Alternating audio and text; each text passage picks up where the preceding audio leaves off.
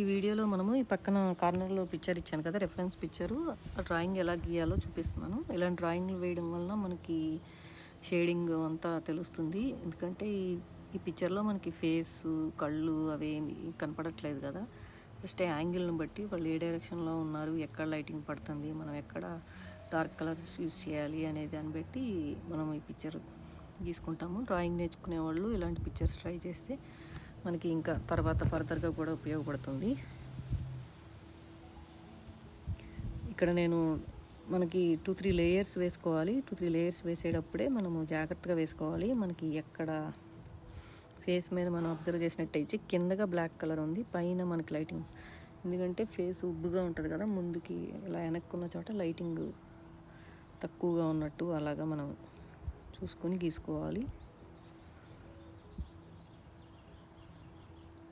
నేను ఇవే కాదు, మనం కప్పు ఎలా గీయాలి, వాటర్ మెలన్ ఎలా గీయాలి, తర్వాత ఇంకా షేడింగ్స్ కూడా కొన్ని వీడియోస్ అప్లోడ్ చేశాను. అవి మనం ప్రాక్టీస్ చేస్తూ ఉంటే ఇంట్లో మనకి ఆటోమేటిక్గా స్లోగా ఇంప్రూవ్మెంట్ కనిపిస్తూ ఉంటుంది.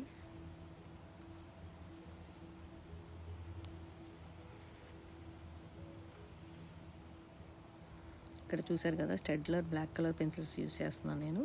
అవి మనకి నార్మల్గా యూస్ చేసే గ్రాఫైట్ పెన్సిల్స్ కంటే ఇంకొంచెం డార్క్గా ఉంటాయి.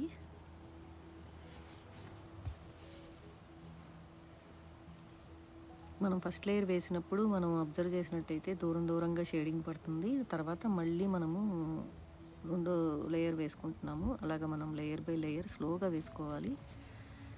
ఒక్కసారిగా అంతా పిక్చర్ అంతా గీయాలంటే కష్టం. ముందు మనం ఫేస్ గీసిన తర్వాత అలాగా స్లోగా 1 by 1 వెళ్ళాలి.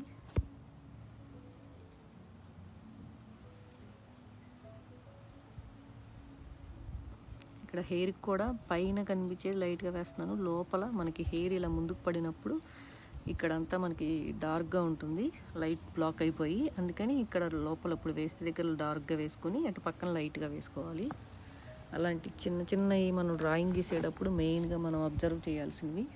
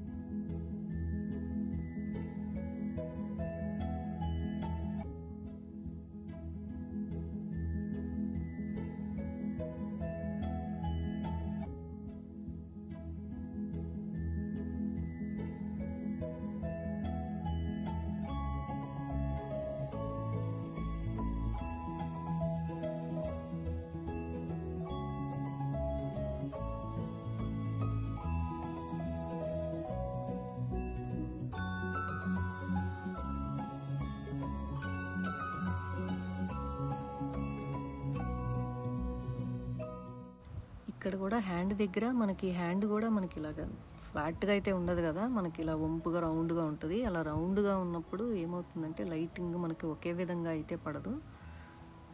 అది ఒకవైపు బ్లాక్ చేస్తుంది, ఒకవైపు లైట్ ఎక్కువ పడుతుంది అలాగా. అందుకని మనం అలాగా నేను ఇక్కడ హ్యాండ్కి పక్కగా షోల్డర్ దగ్గరగా మనకి లైట్గా వదిలేసి అటుపక్కగా డార్క్ చేశాను. అప్పుడు ఏమవుతుందంటే అది కరువు తిరిగినట్టుగా అనిపిస్తుంది మనకి. ఇలాంటి డ్రాయింగ్స్ వేయడం వలన మనకి షేడింగ్ అనేది చాలా రకాలుగా తెలుస్తూ ఉంటుంది. ఈ ప్రాక్టీస్ చేస్తూ ఉండాలి మనము.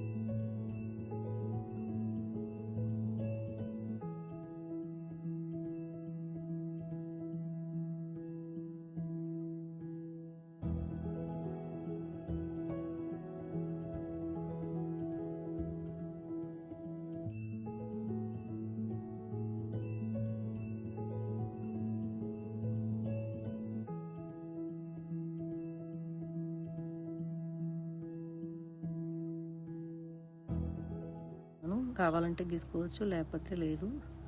మీకు ఎవరైనా డ్రాయింగ్ నేర్చుకునే వాళ్ళు తెలిసినట్లయితే వాళ్ళతో షేర్ చేయండి. Thank you.